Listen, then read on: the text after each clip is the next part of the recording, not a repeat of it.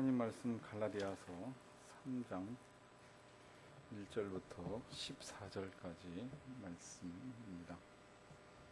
갈라디아서 3장 1절부터 14절까지 말씀입니다. 하나님의 말씀을 저하고 여러분들이 한 절씩 교독으로 받들어 읽겠습니다. 어리석도다 갈라디아 사람들아, 예수 그리스도께서 십자가에 못 박히신 것이 너희 눈앞에 밝히 보이거늘 누가 너희를 꾀더냐.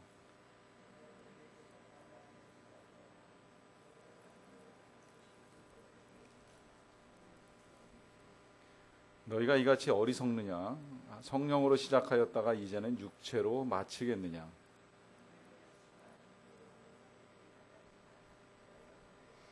너희에게 성령을 주시고 너희 가운데서 능력을 행하시는 이의 일이 율법의 행위에서냐 혹은 듣고 믿음에서냐.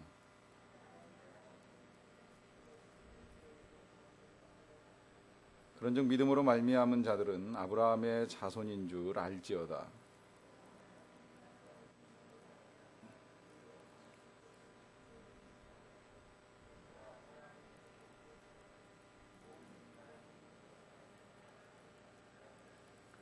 그러므로 믿음으로 말미암은 자는 믿음이 있는 아브라함과 함께 복을 받느니라.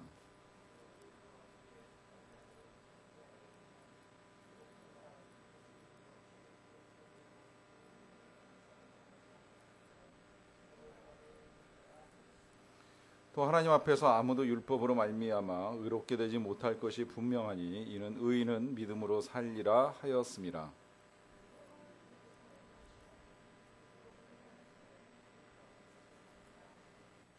그리스도께서 우리를 위하여 저주를 받은 바 되사 율법의 저주에서 우리를 속량하셨으니 기록된 바 나무에 달린 자마다 저주 아래 있는 자라 하였음이라.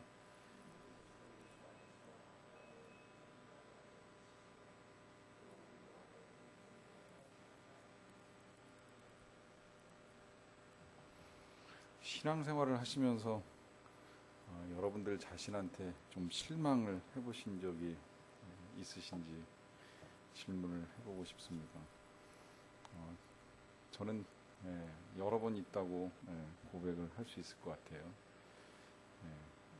교회를 다닌 지는 한 30여 년 이상 된 것 같은데 때때로 내가 정말 하나님을 믿는 것이 맞나라고 하는 의심이 들 만한 행동과 생각들이 내 머릿속에 들어있거나 몸으로 표현될 때 때때로 좀 실망스럽다는 생각을 합니다.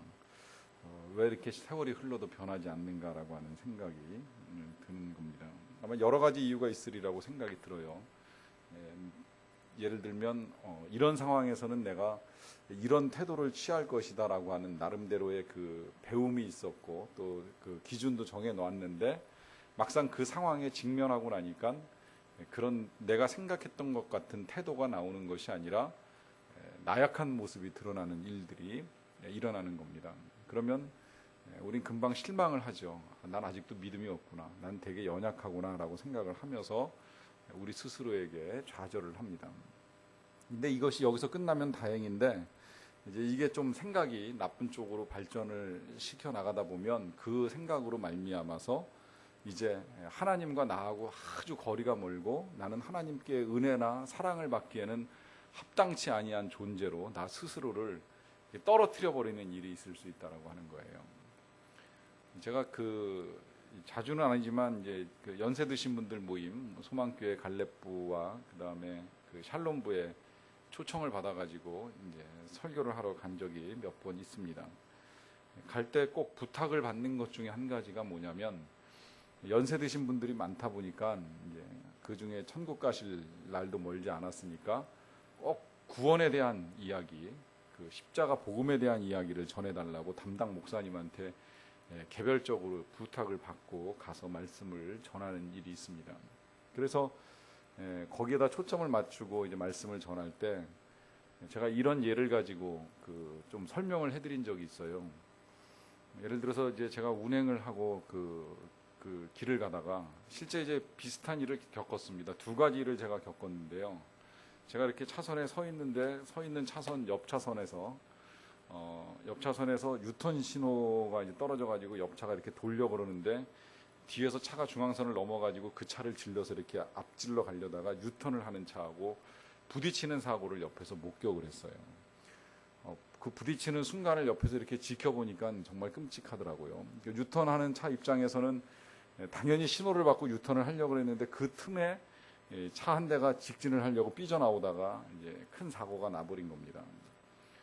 그 일을 보고 나서 얼마 세월이 흐르지 않은 상태에서 이제 똑같은 일을 겪게 된 거예요. 저도 똑같이 유턴을 하려고 하는데 갑자기 뒤에서 차 한 대가 삐져나와가지고 감사하게도 부딪히지는 않았어요. 그러나 여러분들이 운전을 해보신 분들은 아시겠지만 부딪히지 않는다고 화가 안 납니까? 안 부딪혔어도 나로 하여금 그런 위협적인 상황에 놓이게 한 사람을 향하여 분노가 치솟는 걸 금할 길이 없지요. 하지만 그 사고가 날 뻔한 장소가 감사하게도 삼원가든 앞이어가지고 제가 차에서 내리거나 제 내면에서 폭발해 오는 그 분노를 터뜨릴 수는 없었는데 생각만 한 거예요. 그냥 여기서부터는 상상입니다. 실제 있었던 일이 아니니까 오해나 시험에 빠지는 일이 없으시기를 바랍니다. 만약에 내가 여기서 내려가지고 그 운전자도 놀래가지고 차를 멈췄는데 저 운전자하고 내려가지고 같이 멱살을 잡고 어떻게 이렇게 운전을 할 수 있느냐고 하면서 싸움을 하다가 그러다가 미처 우리를 발견하지 못하고 반대편에서 오는 차에 의해 가지고 사고를 당해 가지고 둘이 똑같이 세상을 떠나게 됐어요. 제가 천국을 갈까요? 지옥을 갈까요? 멱살 잡고 싸우는 중에 세상을 떠났습니다. 천국을 갈 것 같습니까? 지옥을 갈 것 같습니까? 이건 제가 똑같이 이제 어르신들한테 드렸던 질문입니다. 제가 천국 갈 것 같아요? 지옥 갈 것 같아요? 그랬더니 조금 갈등하시는 분들이 종종 계세요. 왜냐하면 회개할 시간이 없었거든요. 싸우다가 사고로 세상을 떠났거든요. 그러니까 아직 회개하지 못한 죄가 남아있으니까 혹시라도 저 김창준 목사가 지옥에 가는 거 아닐까라고 하면서 주저하면서 대답을 하지 못하시는 분들이 종종 계시더라고요.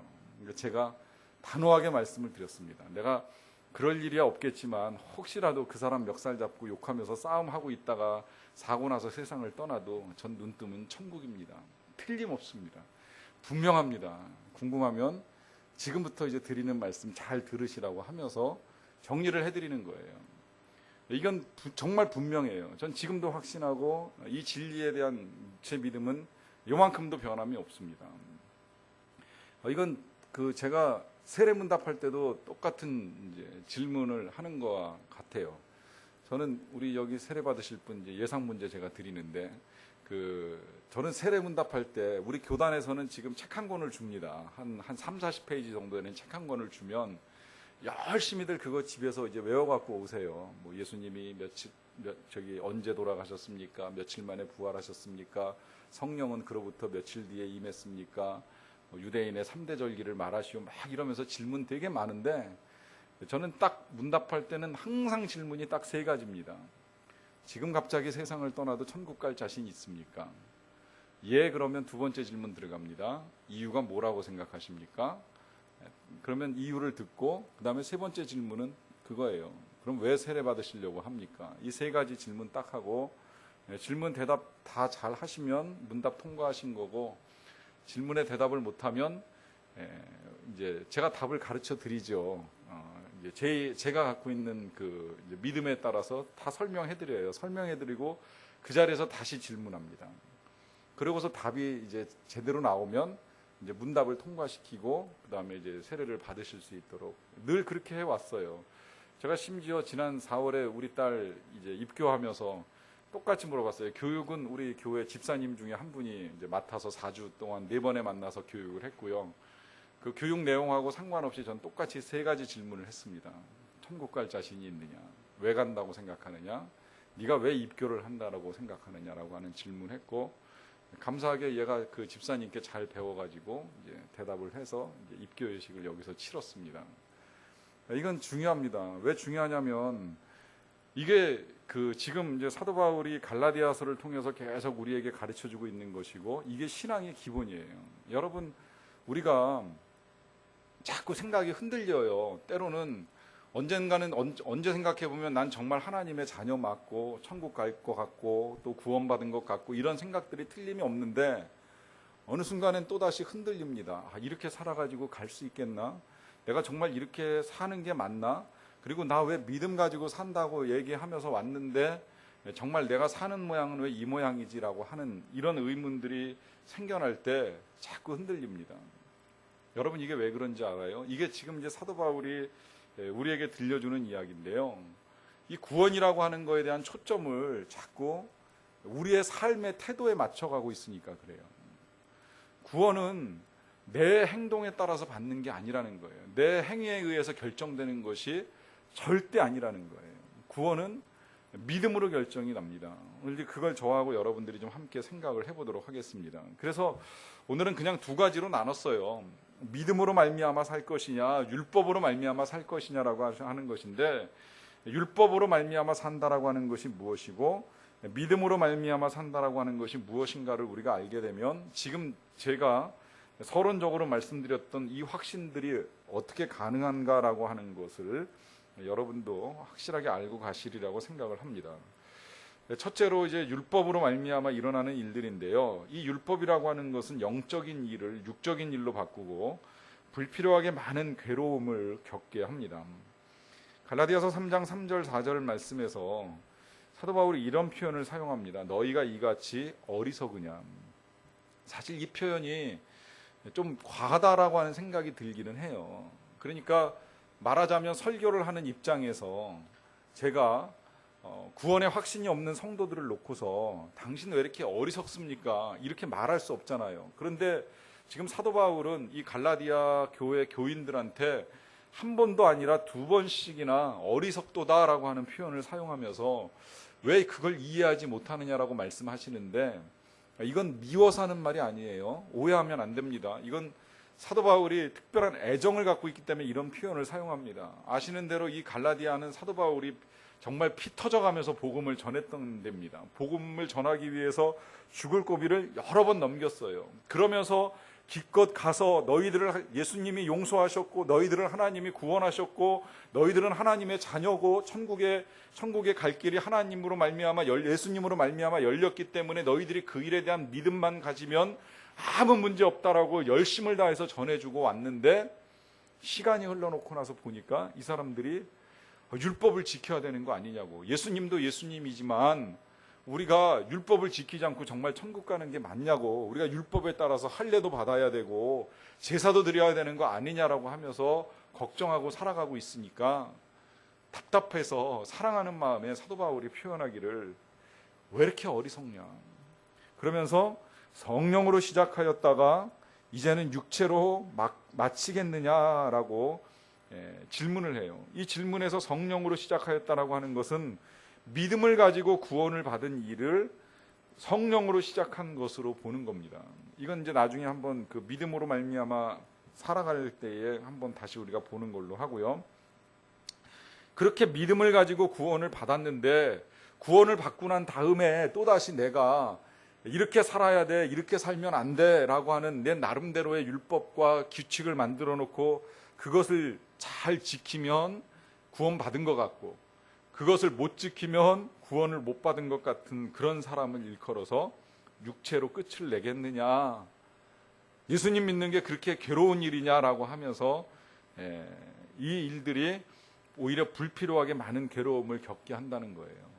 실제 이런 식의 신앙은 이 이단 종교에서 많이 나타나는 현상입니다. 이단 종교는 처음에 사람을 불러들일 때는 정말 은혜로 부르는 것처럼 불러들여요. 한번 와보라고 하면서 좋은 이야기들을 많이 합니다. 그런데 시간이 지나놓고 나서 보면 이제 그런 곳에서 주로 하는 것 중에 한 가지가 뭐냐면, 일정한 양의 헌금, 일정한 양의 전도, 일정한 양의 봉사, 이런 게 없으면 안 된다는 거예요. 그러면 무슨 너희는 여기 들어와 있지만 양의 탈을 쓴 일이나 다름이 없고 막 이러면서 계속 사람들을 야단을 치는 거예요. 그리고 나가서 전도하라는 거예요. 그리고 천국은 14만 4천 명으로 제한되어 있기 때문에 그 14만 4천 명 안에 들어가려면 60억 인구 중에서 얼마나 전도를 열심히 하고 얼마나 봉사를 많이 해야 되는지 아느냐라고 하면서 그야말로 성령으로 시작한 일을 육체로 마치려는 이런 어리석은 일들을 저지르고 있다는 거예요. 이걸 지금 사도 바울 선생님이 답답하게 여기는 거예요. 이거 아니라는 거예요. 이 율법으로 만약에 우리의 의를 이루고자 하면 그러면 오히려 저주 아래 있게 된다는 거예요. 갈라디아서 3장 10절의 말씀인데요. 물은 율법 행위에 속한 자들은 저주 아래에 있나니 기록된 바 누구든지 율법책에 기록된 대로 모든 일을 항상 행하지 아니하는 자는 저주 아래에 있는 자라 하였음이라 그랬어요. 율법을 지켜야지만 우리가 구원을 받고 천국에 간다고 생각을 한다면 모든 율법을 다 지켜야 되는데 그 모든 율법을 다 지키지 아니하면 저주 아래에 있는 자라고 성경에 기록을 했으니까 그럼 누가 과연 구원을 받을 수 있겠냐는 거예요. 이걸 야고보 기자는 이렇게 다시 표현을 했습니다. 누구든지 온 율법을 지키다가 그 하나를 범하면 모두 범한 자가 되나니 간음하지 말라 하시니가 또한 살인하지 말라 하셨은즉 네가 비록 간음하지 아니하여도 살인하면 율법을 범한 자가 되느니라 그래요. 여러분 여기 지금 이제 그러잖아요. 온 율법을 다 지키다가 하나 범하면 모두 범한 거나 다름이 없다고 표현을 했죠. 근데 예를 들기를 지금 간음하고 살인을 들어놓으니까 나는 이런 정도의 죄는 짓지 않고 살아가니까 난 율법을 제법 지키는 거 아닌가? 이런 착각을 할 가능성도 있어요. 제가 어제 그 어떤 모임에 갔다가 이제 가수 현진이를 보게 됐는데요. 잠깐 나와가지고 아주 짧은 이제 시간 간증을 했어요. 현진이 형을 이제 다 아시죠? 한 그 90년대 후반에 댄스 가수 중에 한 사람이에요. 뭐 마약으로 잠깐 이제 감옥에 들어갔다 나온 적도 있고요. 지금 한 30대 정도가 좀 제일 잘 아는 나이의 가수인 것 같더라고요. 근데 그 나와서 잠깐 이야기를 하는데 뭐 마약을 했다는 건 뉴스를 통해서 저도 봐서 이제 알고는 있었는데 그런 이야기를 하더라고요. 자살을 하려다가 이제 2번 실패를 했고 자기가 감옥을 5번을 갔다 왔고 전과가 19범이라 그러더라고요. 그래서 30대 중반인데 전과가 19범 그러길래 듣는 사람들이 다들 순식간에 그래서 다들 놀랬어요. 듣다 말고. 그랬더니 놀래지를 마시고요. 이제 여기서 19범이라고 하는 거는 도로교통법 위반해 가지고 이 딱지 뗀 것까지 다 포함해 가지고 그게 이제 올라가다 보니까 자기도 몰랐는데 마지막 19번째 재판을 가서 보니까 판사가 제발 이번이 마지막이었으면 좋겠다고 다시는 법정에 오지 말라고 그래서 19범이 됐다는 거예요. 그래서 제가 이제 그 생각을 하기는 했어요. 그래 저 사람이 감옥은 5번 갔다 왔을지 모르겠지만 19번 범죄가 다 중범죄겠느냐. 그중엔 정말 그 사람 표현대로 뭐 운전 잘못해가지고 이렇게 잠깐 그냥 이렇게 이제 딱지 하나 붙인 이런 것들이 이제 쌓이다 보니까 이제 19범까지 갔겠죠. 여러분 경중의 차이만 있을 뿐이지 지금 감옥에 간 건 범죄고 감옥에 안 간 건 범죄가 아니다. 이렇게 생각을 한다면 마찬가지로 우리도 살인이나 간음 이렇게만 놓고 보면 범죄가 아니라고 생각할지 모르겠지만 우리 안에도 생각보다 많은 죄된 일들이 있을 수 있다는 거예요. 그러나 성경은 그것이 하나만 될지라도 율법을 범한 거나 다름이 없다고 분명하게 이야기를 합니다. 그리고 그렇게 율법을 범하게 되면 그 율법을 범한 자에게는 저주밖에 돌아올 것이 없다는 거예요. 그러니까 이 율법을 가지고 의를 이룰 수 있겠느냐? 오히려 저주 아래 있을 수밖에 없다라고 하는 것이죠. 이걸 우리가 여기서 이렇게도 한번 생각을 해볼 필요가 있어요.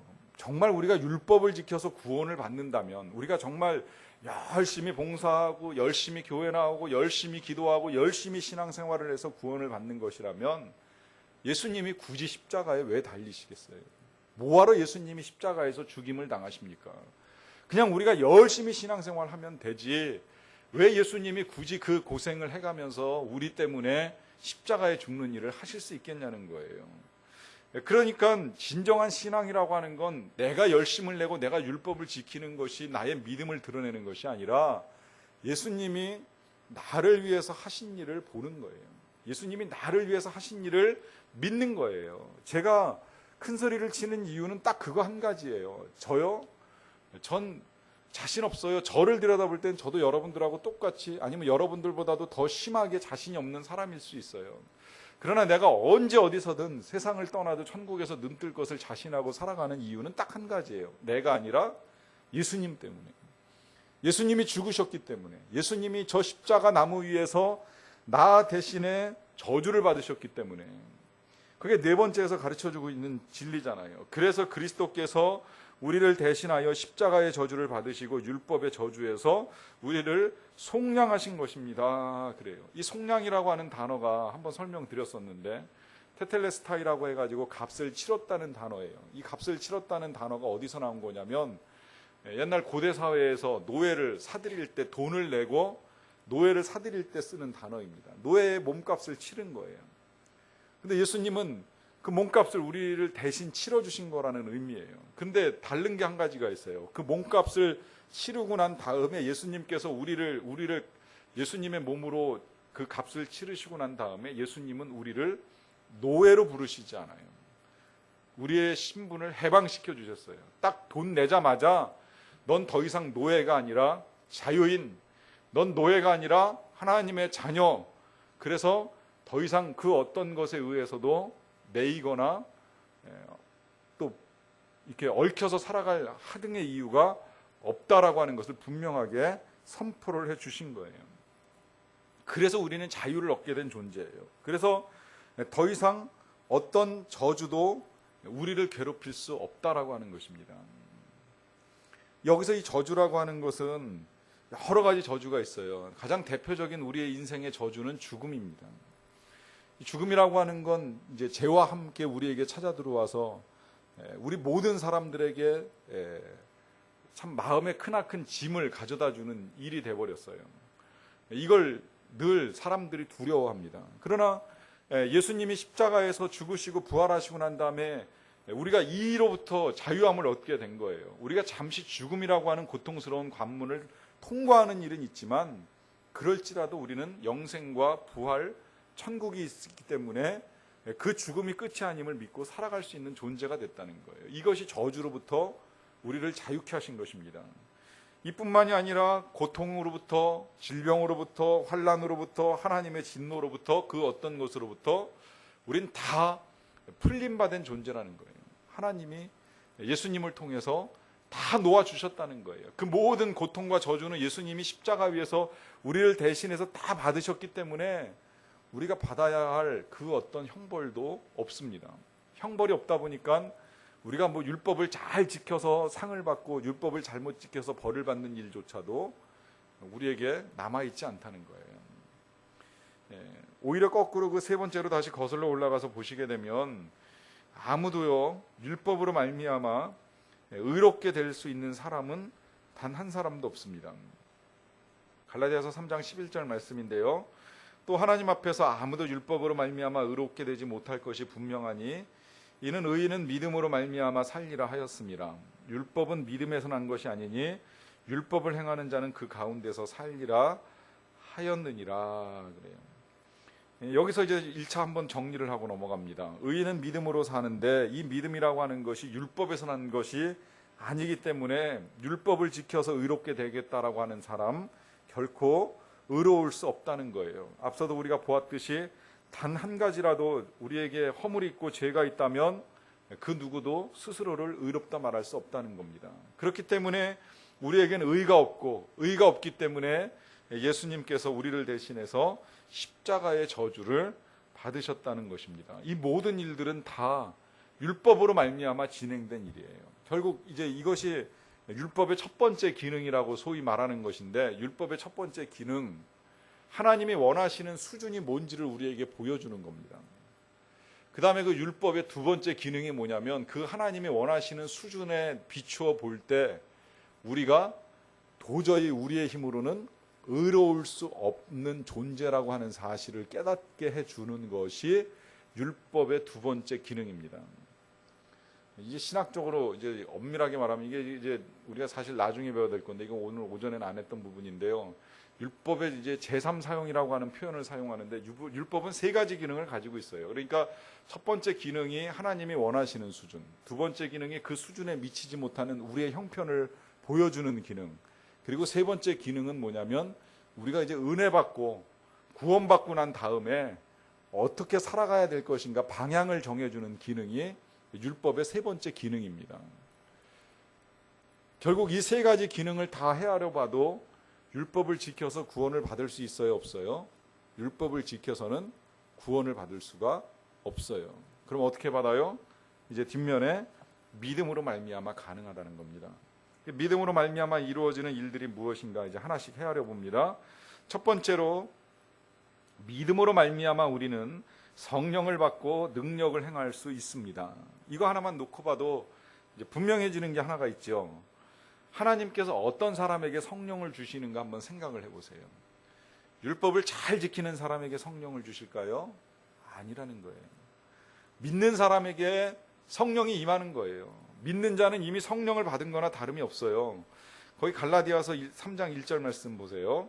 어리석도다 갈라디아 사람들아, 예수 그리스도께서 십자가에 못 박히신 것이 너희 눈앞에 밝히 보이거늘. 이 표현이 참 기가 막힌 표현이에요.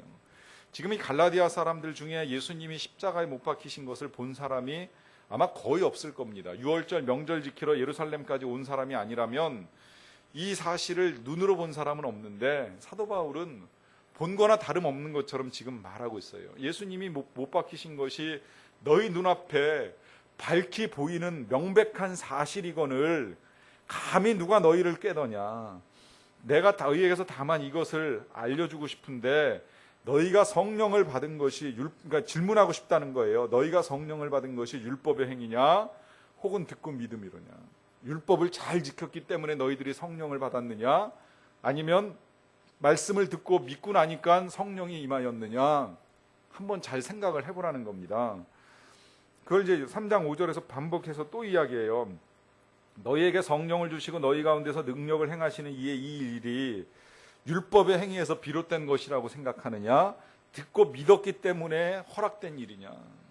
답이 뭐예요? 듣고 믿었기 때문에 성령이 우리 가운데 거하신다는 거예요. 율법을 잘 지켰기 때문에 만약에 성령이 오셨다면 우리가 율법을 거역할 때 이 성령은 또 떠나실 수밖에 없다는 것이거든요. 그걸 골로새서 1장 6절을 보시면 더 명백해집니다. 이 복음이 이미 너희에게 이르매, 그러니까 이 복음이 이르렀다는 건 우리가 복음의 말씀을 들었다는 거예요. 이 복음의 은혜가 우리에게 임했을 때 우리가 너희가 듣고 참으로 하나님의 은혜를 깨달은 날부터, 그때부터 너희 중에서와 같이 또한 온 천하에서도 열매를 맺어 자라는도다. 여기서요 좀 이해하기 쉽게 하기 위해서 하나님의 은혜를 깨달은 날부터, 그러고 난 다음에 그 사이다 이런 표현을 하나 집어넣으면 줘요. 이미 성령은 우리 안에 임하시고, 그러니까 하나님의 은혜를 깨달은 날부터 이미 성령은 우리 안에 임하시고, 우리 중에서와 같이 또 온 천하에서 이 성령께서 열매를 맺도록 자라가게 하신다는 거예요. 그러니까 우리가 주님을 믿을 때, 하나님의 은혜를 깨달을 때, 나를 위하여 십자가에서 죽으신 예수님의 은혜와 사랑을 깨닫는 그 순간에 이미 성령이 우리 안에 다 들어와 있는 거예요. 그리고 그 성령이 그때부터 무슨 일을 하느냐면 자라나게 하는 거예요. 우리가 영적으로 자라가는 과정 중에 열매를 맺게 하시는 거예요. 그래서 뭐 사랑의 열매도 맺고, 기쁨의 열매도 맺고, 또 인내의 열매도 맺고, 충성의 열매도 맺고, 절제의 열매도 맺게 하면서 딱 듣고 믿는 그 순간부터 성령은 우리 안에 계시고 자랄 수 있도록 도와주신다는 거예요. 이 과정 중에 율법이 있어요, 없어요? 율법이 없어요. 오직 듣고 믿음으로부터 우리는 성령을 받고 능력을 행할 수 있는 사람들이 되었다는 거예요. 율법이 개입할 여지가 없어요. 율법을 잘 지켰기 때문에, 못 지켰기 때문에 아무 관계 없다는 거예요. 그 다음에 이제 또 하나, 두 번째, 믿음으로 말미암아 우리는 의롭다함을 얻으며 아브라함의 자손이 됩니다. 아브라함이 하나님을 믿음에 그것을 그에게 의로 정하셨다 함과 같으니라. 그런즉 믿음으로 말미암은 자들은 아브라함의 자손인 줄을 알지어다. 자, 이스라엘 백성들, 특히 이제 지금 이 싸움을 할 때, 갈라디아 사람들과 이 사도 바울이 논쟁을 벌일 때, 갈라디아 사람들 가운데 그 유대인들이 자주 들먹거리는 사람이 한 사람 있습니다. 여러분, 율법 그러면 제일 먼저 생각나는 사람이 누구예요? 모세죠. 모세는 이스라엘 백성들이 가장 대단하게 생각하는 사람입니다. 그래서 예수님이 변화산상에 올라갔을 때도 두 사람을 만나는데 모세와 엘리야를 만나죠. 한 사람은 율법을 대표하는 사람이고 한 사람은 선지자를 대표하는 사람입니다. 두 사람을 만날 만큼 이 두 사람이 이 이스라엘 역사에서 차지하는 비중은 커요. 그리고 이스라엘 사람들은 율법 그러면 모세가 받아서 전해준 것이기 때문에 이 모세가 전해준 율법을 깨트리고 그 율법을 거스리는 바울을 지금 상당히 못마땅하게 여깁니다. 그러면 모세보다 센 사람을 데리고 나와야 이 논리가 또 이 논쟁이 이제 이길 수 있을 거 아니에요? 그래서 바울이 지금 누굴 데리고 나와요? 아브라함을 데리고 나오는 거예요. 모세를 이길 사람은 아브라함밖에 없어요. 왜 그래요? 아브라함이 모세보다 앞선 사람이고 또 이스라엘 전체의 조상이다 보니까 아브라함을 놓고 생각을 해보자는 겁니다. 근데 이 아브라함이 도대체 왜 하나님께서 그 사람을 의인이라고 말씀하셨느냐, 그걸 한번 생각을 해보자는 거예요. 이유가 뭐예요? 하나님을 믿기 때문에 하나님께서 그가 의인이라고 칭해 주셨다는 거예요. 아브라함이 율법을 지켜서 의인이라고 말씀을 하신 것이 아니라 아브라함이 하나님을 믿었기 때문에 의인이라고 말씀을 하셨다는 겁니다. 이 상황이 지금 이제 갈라디아서에서는 딱 인용이 돼가지고 이 부분만 우리가 읽어나가니까 이 앞뒤의 상황이 좀 잘렸는데, 뭘 믿었냐면 어느 날 밤에 하나님이 나타나셔가지고요, 아브라함을 데리고 바깥으로 나가십니다. 그리고 하늘의 무별을 보여줘요. 봐라, 이 하늘의 별들을. 네 후손이 이와 같이 많을 것이다라고 하나님이 약속을 합니다. 거기에 조건, 단서 아무것도 없습니다. 그냥 하나님이 일방적으로 약속을 하신 거예요. 전적으로 찾아오셔가지고 그 약속 가운데 하늘의 별과 같이 많이 해주시겠다라고 말씀하시니까 아마 이랬겠죠. 아브라함이 감사합니다. 전 지금 자식이 한 명도 없지만 이렇게도 많은 후손을 주시겠다라고 말씀해 주시니 진심으로 감사합니다. 이 감사의 고백 속에 뭐가 담겨 있는 거예요? 믿음이 담겨 있는 거예요. 그 믿음을 보시고 하나님이 넌 참 의롭다, 그냥 인정을 해 주신 거예요. 다른 아무것도 없어요. 하나님이 무슨 율법을 말씀하시고 그 율법을 지켰다, 또 지키겠다고 약속을 했다, 아무것도 없습니다. 그냥 하나님이 먼저 주시겠다고 말씀하신 것이고 그걸 믿으니까 하나님이 그걸 의로 인정을 하셨다는 거예요. 그래서 그 이후에 하나님의 자녀들은 다른 어떤 율법에 따라서 하나님의 자녀가 되는 것이 아니라 믿음으로 말미암은 자들은 아브라함의 자손이 된다는 거예요.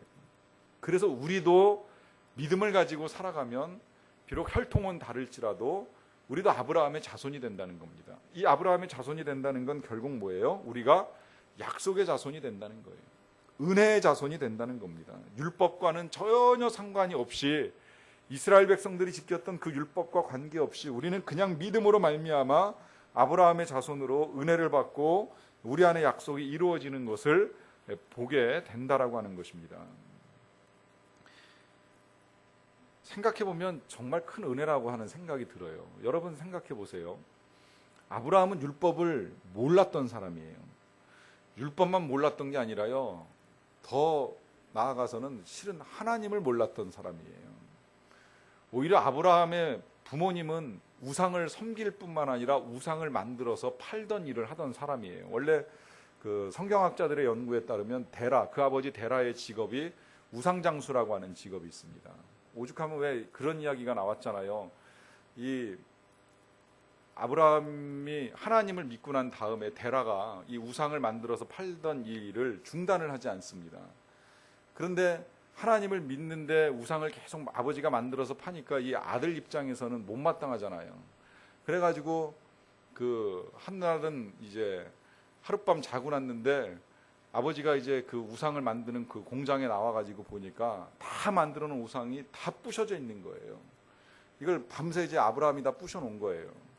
근데 그 데라가 와가지고 아브라함한테 물어보죠. 이게 어떻게 된 거냐고. 그러니까 자기들끼리 싸우다가 부셔진 것 같아요. 이제 그러고서 그냥 아브라함이 대답을 했어요. 그러니까 그 아버지가 그러는 거죠. 어떻게 이 돌덩이들끼리 싸움을 하느냐고.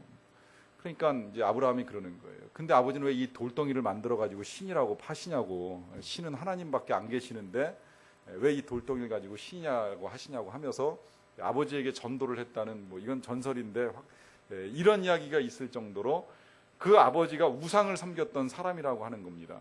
그런데 그 집안에서 하나님의 은혜 가운데 하나님을 알게 된 이 아브라함, 이 자체가 크나큰 축복이고 은혜 아니에요. 아브라함이 한 일이 있어요, 없어요? 없어요.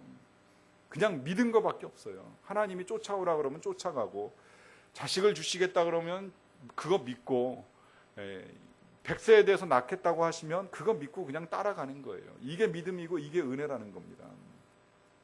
더 하고 말고 할 게 없는 거예요. 저는 이 일에 참 기쁨과 소망을 갖는 건 뭐냐면 아무것도 조상 때 이룬 게 없는 집안이에요. 우상 만들어서 파는 그 일 하다가 어느 날 갑자기 아브라함이 택함을 받았는데 이때부터 이 집안에 복이 열립니다. 은혜가 열리는 거예요. 그러니까 그 다음에 이제 이삭이 태어나고 또 야곱이 나오고 뭐 요셉이 나오고 하면서 그 가문에서 나중에 이제 모세도 나오고 뭐 다윗도 나오고 하는데 얼마나 큰 은혜가 이 가문에 임합니까? 그게 아브라함이 뭘 해서 얻은 거예요? 아브라함이 뭘 지켜서 얻은 거예요? 아니라는 거예요. 다 은혜로 받은 거라는 거예요. 그렇기 때문에 이 아브라함의 믿음을 가지고 있는 우리들도 동일한 은혜가 임할 것이라고 하는 믿음을 가지고 살 수 있다는 겁니다. 그러하기 때문에 이런 생각도 조금 우리가 더 할 수 있어요. 이제 이 신앙 생활을 하다 보면 몇 대를 이어나가는 믿음의 가문에서 태어나시는 분들도 있고요. 또 때로는 이제 나 때에 처음으로 신앙 생활을 시작하는 분들도 계시는데요. 간혹 이런 그 이야기를 듣는 일들이 있을 수 있습니다. 조상의 죄를 회개해야 된다. 조상들이 잘못한 것이 많아서 당신이 그렇게 고생을 한다. 저는 좀 그런 생각을 성경적으로 비춰볼 때 바람직하다고 보지는 않습니다. 물론 할 수 있으면 우리 민족의 죄, 뭐 조상들의 죄, 뭐 우리가 예를 들어서 신사참배를 한 일제 시대의 크리스찬들의 죄를 놓고 기도하고 회개하는 일 하면 그 자체를 나쁘게 보진 않아요. 필요하다고는 봅니다. 그러나 그 사람들의 저주가 오늘 우리에게 임하여서 내가 고통을 당한다? 이렇게까지는 생각할 필요가 없다는 거예요. 하나님은 믿는 그 순간부터 의로 여겨주시고 그때부터는 복을 주시는 분이에요. 아브라함이 아버지 데라 때문에 벌을 받습니까? 아니에요. 복 주기로 작정하신 그 이후로는 복 받고 살아가는 거예요. 괜히 과거에 얽매여가지고 우리가 그 과거의 죄에 매여가지고 사는 거 하나님이 기뻐하시는 거 아니라는 겁니다. 그러기 때문에 오히려 우리는 참된 자유함을 누릴 수 있다는 겁니다. 그 이야기가 이제 세 번째도 반복이 되는데요. 비록 이방인이라고 할지라도 믿음으로 말미암아 복을 받게 됩니다. 갈라디아서 3장 8절 9절 말씀인데 또 하나님이 이방을 믿음으로 말미암아 의로 정하실 것을 성경에 미리 알고 먼저는 아브라함에게 복음을 전하시고 모든 이방인이 너로 말미암아 복을 받으리라 하였느니라. 그러므로 믿음으로 말미암은 자는 믿음이 있는 아브라함과 함께 복을 받느니라. 그러니까 이 마지막 말씀이 그 말씀이잖아요. 우리도 믿음을 가지면 아브라함이 받은 것과도 같은 복을 우리도 받을 수 있다는 거예요.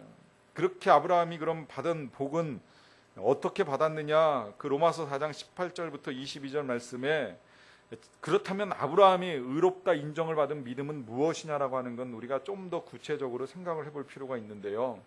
거기 아브라함이 가지고 있는 믿음의 몇 가지 특징이 있습니다. 아마 이것 또한 우리가 질문하는 것이기 때문에 믿음의 정의를 성경을 통해서 찾아볼 수 있겠는데요. 아브라함이 바랄 수 없는 중에 바라고 믿었다. 이게 믿음이라는 거예요. 믿음이라고 하는 건 소망할 수 없는 걸 소망하는 것이 믿음입니다. 내가 자격은 아니 되지만 하나님이 주시겠다라고 하는 천국의 소망을 가지고 살아가는 것, 이것이 믿음이라는 이야기겠죠. 그 다음에 이는 내 후손이 이 같으리라 하신 말씀대로 믿는 것이 믿음입니다. 성경 말씀대로 믿는 거예요. 자꾸 내 행동 보고 내가 구원을 받았나 안 받았나 헷갈리는 것이 아니라 성경에서 예수님이 우리의 죄를 용서하셨다라고 하면 그거 믿는 거예요. 말씀대로 믿는 게 중요한 거지 내 생각대로 내 행동을 따라 믿는 건 믿음이 아니라는 거예요. 그 다음에 많은 민족의 조상이 되게 하려 하심이라 그가 백세나 되어서 자기 몸이 죽은 것 같고 사라의 태가 죽은 것 같음을 알고도 믿음이 약하여지지 아니하였다 그래요. 끝난 것 같은 이 절망적인 상황 속에서도 믿음을 버리지 않는 거예요. 소망을 갖는 거예요. 겉으로 보기엔 다 끝난 것 같지만 그러나 끝내시지 아니하시는 하나님이라는 걸 믿고 나가는 거죠. 그래서 믿음이 없어 하나님의 약속을 의심하지 않고, 또 나왔죠. 하나님의 약속을 의심하지 않는 것이 믿음입니다. 그 다음에 그 믿음이라고 하는 건 시간이 흘러가면 믿음으로 견고하여집니다. 이게 다섯 번째 특징이에요. 그래서 그 믿음을 가진 사람은 여섯 번째로 하나님께 영광을 돌리게 되어 있어요. 믿음의 결과를 가지고 반드시 영광을 돌리는 날이 이르게 되어 있습니다. 그리고 약속하신 그것을 또한 능히 이루실 줄로 확신하는 것이 믿음입니다. 이 믿음을 그것이 그 사람에게 의로 여겨진다고 하나님이 분명하게 말씀하십니다. 하나님이 우리에게 원하시는 건 이거 한 가지라는 거예요. 믿음이라는 거예요. 이 믿음 가지고 나가길 바라신다는 겁니다. 마지막 네 번째로 우리는 그래서 그리스도 예수 안에서 믿음으로 말미암아 복과 성령의 약속을 받습니다. 갈라디아서 3장 14절 말씀인데요. 이는 그리스도 예수 안에서 아브라함의 복이 이방인에게 미치게 하고 또 우리로 하여금 믿음으로 말미암아 성령의 약속을 받게 하려 함이라 그래요. 두 가지를 받죠. 첫째, 아브라함이 받았던 복을 우리도 받을 수 있다는 거예요. 아브라함이 받았던 복은 뭐예요? 아브라함이 받았던 복은 천국의 복을 받았어요. 아브라함이 천국에 들어갔습니다. 그 확증적인 증거가 신약에 나오잖아요. 나사로가 부자의 집 앞에서 죽어가지고 세상을 떠났을 때 아브라함의 품에 안겨 있습니다. 이건 예수님이 가르쳐 주신 거예요. 아브라함은 천국의 아버지가 됐어요. 그 다음에 물질로도 부족함이 없었어요. 그가 집안에서 기르고 훈련시킨 군사만 318명이 될 정도로 이제 많은 은혜를 받았습니다. 뭐 자손으로 따지면 이삭만 낳은 것이 아니라 나중에 이삭 이후에도 이스마엘도 낳았죠. 또 그두라라고 하는 아내를 통해서 6명의 아들을 또 낳고 뭐 그게 중요한 게 아니라 믿음의 후손을 수억 명을 이루어갈 수 있을 만큼 은혜를 받았습니다. 거기에 뭐 장수의 축복까지 정말 여러 가지 축복을 받은 사람이에요. 이러한 복들이 하나님을 믿는 사람들에게 우리들에게 임하게 해주시겠다라고 하는 약속입니다. 뿐만 아니라 그것도 중요하지만 우리로 하여금 믿음으로 말미암아 성령의 약속도 주시겠다는 거예요. 이 성령의 약속이라고 하는 것은 우리가 믿기 이전의 모습과는 전혀 다른 이후로부터 성령의 열매 맺는 삶에 대한 약속입니다. 이 성령의 열매 맺는 삶이라고 하는 건 우리의 삶을 세속적인 삶에서 거룩한 삶으로, 육체에 속한 삶에서 영적인 삶으로, 행위에 속한 삶에서 은혜에 속한 삶으로 승화시켜주는 능력을 말하는 거예요. 이걸 받게 해주시겠다는 거예요. 그러하기 때문에 믿음으로 말미암아 살아가는 사람들은 절대 내 행위에 초점을 맞추지 않습니다. 또 과거에 초점을 맞추고 살아가지도 않습니다. 과거에 어떤 죄를 지었던 어떤 행동을 해왔던 이것이 중요한 것이 아니라 이미 믿음으로 우리 안에 성령이 계신 걸 우리가 알고 그 성령님과 함께 앞으로 내가 아브라함의 복을 받고 또 성령과 함께 이루어갈 일들에 대한 소망만 가지고 살아가면 되는 거예요. 한 걸음 한 걸음 나아가면서 우리가 변화되어질 것이고 그 변화 가운데 열매가 드러나고 열매가 드러나면 그것이 오늘 그것으로 말미암아 믿음으로 견고하여져서 하나님께 영광을 돌리게 되는 삶을 살리라고 하는 이 약속이 우리 안에서 이루어지는 것을 보게 될 것입니다. 그 믿음으로 말미암아 살 수 있는 저와 여러분들이 다 되시기를 간절히 축원합니다. 찬양 한 번만 부르고 잠깐 기도하고 가겠습니다.